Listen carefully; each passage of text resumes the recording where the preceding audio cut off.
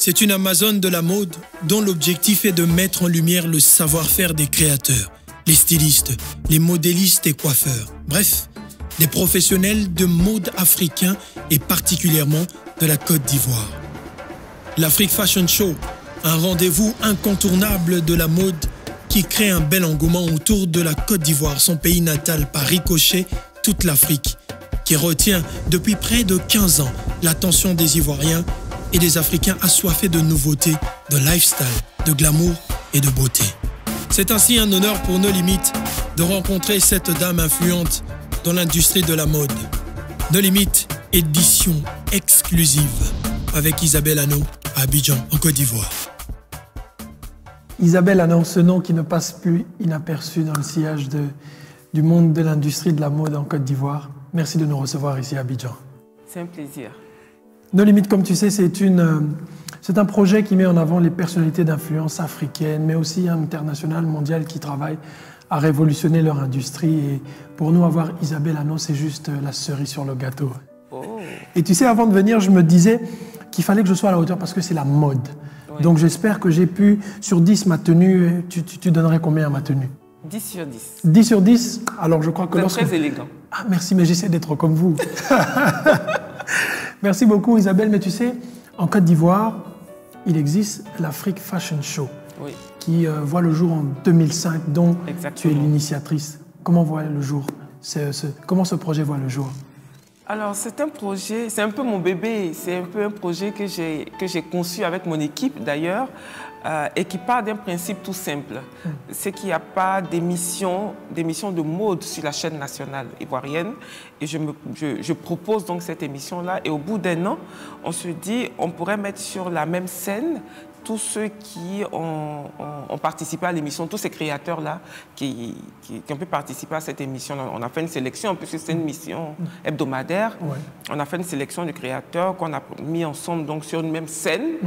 Et un événement qui a tout de suite plu aux Ivoiriens parce que c'était novateur et ça apportait, on va dire, un peu plus de couleurs et ça changeait, on va dire tout simplement. Donc du coup, c'est un événement qui a été apprécié. Donc d'une émission, c'est devenu un événement et depuis 2005, on essaie en tout cas d'assurer chaque année un rendez-vous mode qui reçoit bien sûr ici en Côte d'Ivoire des créateurs d'autres pays pour qu'ils puissent échanger avec ceux de la Côte d'Ivoire. Pour qu'on découvre aussi tout ce qui nous vient d'ailleurs. Et je pense que c'est un événement en tout cas qui plaît. Justement, l'année passée, pour l'événement qui s'est déroulé, le thème était Made in Côte d'Ivoire. Est-ce un moyen de pouvoir mettre en avant les qualités et la quintessence de ce que la Côte d'Ivoire a à offrir à l'international? Oui, parce que heureusement pour nous, en Côte d'Ivoire, on a énormément de créateurs de mode. Énormément de créateurs de mode. Et chaque année, je dois vous avouer que c'est avec un petit pincement au cœur que je suis obligée de retenir un certain nombre de créateurs alors qu'on a une pléthore. Et pour l'édition de l'année dernière, justement, je me suis dit, pourquoi ne pas faire un Made in Côte d'Ivoire pour, encore une fois, démontrer ce que la Côte d'Ivoire a de meilleur, en tout cas en termes de mode. Et je pense que c'est un événement qui a cartonné quand même l'année dernière. On a même vu des ministres défiler sur le podium. Oui, non, c'était très bien. Mais justement, cet événement d'envergure reçoit aussi des prix pour montrer une reconnaissance, dont notamment le West African Grammy Award. Ça représente quoi pour vous? C'est quelque chose d'assez important. Ça nous démontre qu'on n'a pas veillé et qu'on n'a pas travaillé pour rien. C'est une reconnaissance du travail qu'on a pu faire durant toutes ces années. Et je peux vous assurer que c'est un prix qui nous valorise et qui nous positionne à un certain niveau. Et justement, on n'a pas le droit de baisser les bras. Tout à fait. Il faut aller toujours plus haut, aller conquérir d'autres prix. On espère qu'on en aura d'autres. Espérons. Mais sur cette lancée, je suis sûr que ça arrivera. On croise vraiment les doigts. On croise les doigts. Mais justement, tu es présidente de cette organisation, la AFOA. Oui. L'association des Fashion Week africaines. Exactement. Oui. L'association des Fashion Week africaines. Oui. Justement, lorsqu'on regarde l'industrie, qu'est-ce qui manque à cette industrie pour pouvoir décoller dans le sens du terme? Oui, je pense qu'en Afrique, malheureusement, on travaille sur le volet individuel et on ne travaille pas sur le volet global. Et je pense qu'en nous mettant ensemble, on va arriver justement à faire grimper et à faire connaître et à faire éclore, on va dire, la mode africaine. C'est un peu ce qui a justifié la création de cette association-là. Et il manque que l'État accompagne véritablement le secteur. Mais en Côte d'Ivoire, on a quand même un premier pas. Vous savez, les pays anglophones ont l'avantage d'être très accompagnés. Je mets le trait même pour préciser l'importance. Être très accompagnés par le gouvernement. Dans les pays francophones, un peu moins.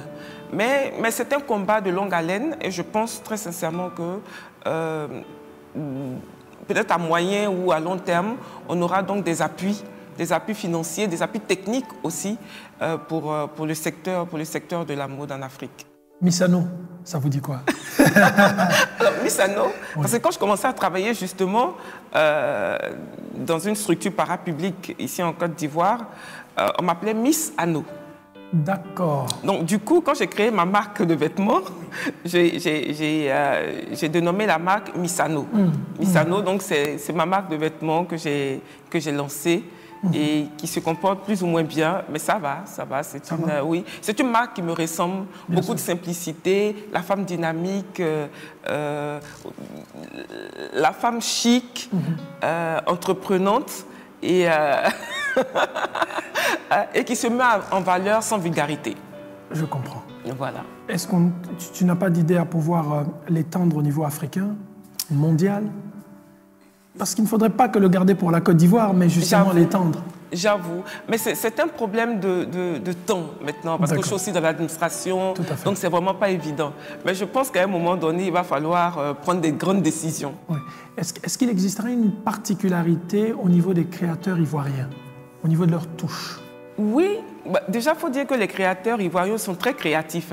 Vous retrouvez tous les styles en Côte d'Ivoire. Et ça, c'est très bien parce que aujourd'hui, vous êtes, quel que soit votre âge ou quel que soit votre style, vous pouvez vous retrouver chez un créateur X ou Y. Oui. De Patéo à Patrick Asso, en passant par Gilles Touré, vous retrouvez vraiment tous les styles. Et ça, c'est vraiment la première particularité. Oui. La deuxième, c'est que de plus en plus, on a des produits bien finis. D'accord.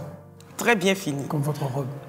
Merci. On a des produits très bien finis. Et ça compte énormément pour le positionnement de la mode africaine. Si malheureusement, moi, quand j'achète une tenue, mon premier réflexe, je la retourne. D'accord. Pour voir s'il n'y a pas des fils qui traînent, si la finition est bien et tout ça. Et c'est là où je me dis, ah tiens, ce créateur a quelque chose de particulier. Mais quand on prend une tenue, que tout de suite, il y a des fils, l'intérieur même laisse à désirer, je me dis, il n'est pas encore prêt. D'accord. Tu sais, Isabelle, sous d'autres cieux, l'industrie de la mode est génératrice de revenus. Oui. Et ça aide la société à se développer. Exactement. Est-ce que c'est le cas aussi en Côte d'Ivoire? Oui, forcément, on a... Je dis souvent que la mode, le secteur de la mode contribue au développement économique de notre pays. Le seul problème, c'est qu'il faut arriver à quantifier, à dire nous contribuons à telle hauteur dans l'économie ivoirienne. Une fois qu'on arrivera à donner ces informations à l'État, le regard que porte l'État va changer sur le secteur de la mode. Voilà. Donc, effectivement, on contribue, on apporte beaucoup, on emploie, c'est un secteur qui emploie énormément de personnes. C'est un secteur qui, certains disent encore dans l'informel, c'est vrai, mais qui fait travailler beaucoup de jeunes. Il y a beaucoup de métiers dans le secteur de la mode et on apporte beaucoup. Oui. Mais je pense qu'il nous manque une meilleure organisation du secteur. D'accord. Voilà. Aujourd'hui, tu es dans la mode. Hier, pendant un moment, tu étais animatrice télé. Oui. Quel souvenir tu gardes de ça? Ah, très bon souvenir, hein? Très bon souvenir. C'est vrai que moi, la télé ne me manque pas. Parce qu'on m'avait toujours dit, oui, non, ça ne me manque pas forcément. Je ne me vois plus en animatrice télé. D'accord. Je me vois plus, parce que bon, je veux dire, il faut laisser la place à nos jeunes sœurs. Tout à fait. Et puis bon, les rides, vous savez, ne pardonnent pas. Donc du coup, je me dis, non, la télé... En tant qu'animatrice, non, ça me manque pas, mais je garde un très bon souvenir. C'était vraiment de très bons moments, de belles rencontres surtout. Et ça ouvre beaucoup de portes, ça enferme aussi, mais il faut savoir tirer le meilleur. Votre mère a été celle qui vous a le plus poussé, c'est vrai, à embrasser les médias, la communication justement. Oui. Aujourd'hui, lorsque vous regardez votre parcours, que pourriez-vous lui dire à maman? Merci maman. Aussi simple, merci maman. Merci maman. Parce que c'est vrai que j'étais en criminologie. Hein. Je serais peut-être commissaire aujourd'hui, mais elle a voulu que je fasse de la télé. En fait, elle voulait que je présente le journal de 20 h. Bon, je n'ai pas pu présenter le journal de 20 h, mais bon, je pense que j'ai fait mieux. Oui, bien évidemment. J'ai fait mieux. Et quel conseil tu donnerais à la jeune fille qui te regarde, je sais pas, au Cameroun, à Kinshasa, à Libreville? Quel conseil tu donnerais à cette jeune fille qui s'identifie en toi, qui se voit être la Isabelle Hanot de demain, de la mode et même de la télé, dans les médias? Qu'est-ce que tu lui dirais à cette jeune fille? Je dirais tout simplement que pour réussir, il faut travailler. Okay. Il faut travailler, il faut persévérer, il faut avoir des rêves, il faut croire en ses rêves et se donner les moyens d'y arriver. Et surtout, en tout cas, si vous voulez faire de la télé ou en tout cas être une personne publique, oui, il faut faire fi de ce qu'on raconte sur vous. D'accord. Tu as été nommée directrice de la communication au ministère du Tourisme. Oui. Et maintenant, tu es dans le ministère des Loisirs. Oui. Comment tu fais pour gérer ce côté, ces responsabilités que tu as envers l'État avec ton côté entrepreneur? Comment tu jongles les deux? J'ai quand même eu l'avantage, et depuis toujours d'ailleurs, je jongle. Parce que j'étais dans une structure parapublique et oui, j'avais commencé à faire la télé en même temps. Et maintenant, je suis directeur général des loisirs.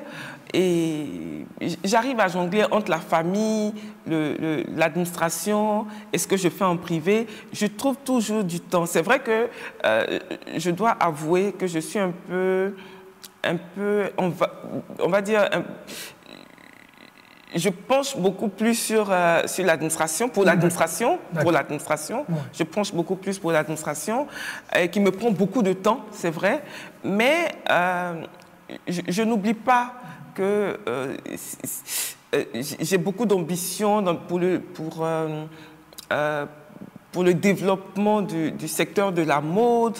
J'ai vraiment envie de faire d'être une grande femme d'affaires. Oui. Et demain, je veux être un entrepreneur. L'administration, à un moment donné, il faut arrêter. D'accord. Voilà, je pense qu'à un moment donné, je vais arrêter et je vais basculer vers le privé. Quand tu dis à un moment, il faut arrêter, c'est beaucoup plus personnel ou général? Qu'à un moment, il faut arrêter? C'est beaucoup plus personnel. D'accord. On va s'éviter les problèmes. Oui, l'administration, après, j'ai peur de rentrer dans du train-train.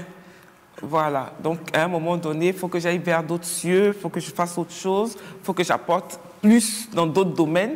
Tu es quelqu'un de créa aussi, tu es quelqu'un de créa et ça doit sortir. Ça doit sortir, voilà. Je dis souvent que je suis une conceptrice. Oui. J'aime bien ça. Tu l'es, Isabelle, tu l'es. Les perspectives d'avenir, est-ce qu'il y en a? Oui, j'ai un projet, mais c'est un vieux projet, mais qui j'espère va se réaliser. J'ai un projet de créer une chaîne de télé pour la mode. Pour la mode africaine. Et c'est un projet qui me tient à cœur et c'est un projet que je pense pouvoir réaliser. Une chaîne spécifiquement mode. Et c'est un projet que j'ai depuis longtemps. Mais je pense que plus je suis partagée entre l'administration, entre le secteur privé, entre la famille, j'ai beaucoup de mal à mettre tout ça en place. Mais le jour arrivera. Isabelle, une personne qui t'a marqué dans ton parcours, dans la mode, que tu aimerais remercier? Alors, j'aimerais remercier Patéo. Le grand Patéo. Patéo. Vous savez, Patéo, c'est celui qui m'a tenu la main. Quand je suis arrivée dans le secteur de la mode, je connaissais vraiment pas grand-chose, mais j'aime les challenges. Oui. J'aime bien arriver dans un domaine et personne n'imagine ce que tu peux apporter. Donc, personne ne te fait confiance en réalité. Exactement. Et ce monsieur m'a tenu la main. Il m'a permis de rencontrer les acteurs de la mode. Il a permis que je puisse développer ce que je voulais développer, en tout cas dans ce secteur-là. Et c'est quelqu'un qui m'accompagne même financièrement jusqu'aujourd'hui, quand je fais Afrique Fashion chaque année. Donc, je pense que c'est l'occasion, donc en face de la caméra, de lui dire merci. Je l'appelle Papa Pathé. Hein. Je lui dis merci. Merci pour tout cet accompagnement-là. Merci de me considérer comme vraiment sa fille. Je fais partie de ses enfants. Et merci.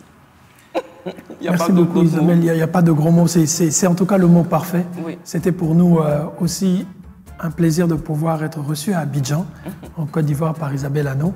Comme tu sais, No Limit, c'est ce projet qui met en avant les talents, les personnalités d'impact africain, mais aussi mondial, qui travaillent à révolutionner leur industrie. Et No Limit à Abidjan avec Isabelle Hanot, merci.